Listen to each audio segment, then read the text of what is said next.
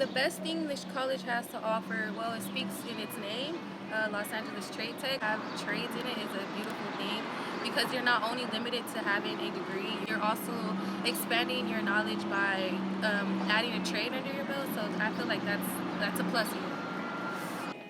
I feel that this program has made me a more outstanding person in terms of I've become a stronger woman, not only in the work field but also in my personal life. promptness, just hard work, dedication. I think is more importantly, it teaches you like consistency and persistency really does pay off.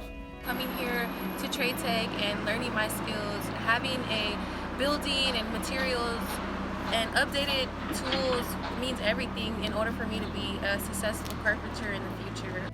First and foremost, I would like to say that they are amazing people. I think more specifically, I would have to point out like teachers like Mr. Alvarez, Miss Jordan, Miss O, and Miss Sue.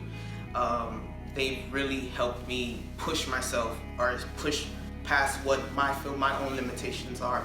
So now I feel like I've grown as a person. I feel like I can step into a leadership role better.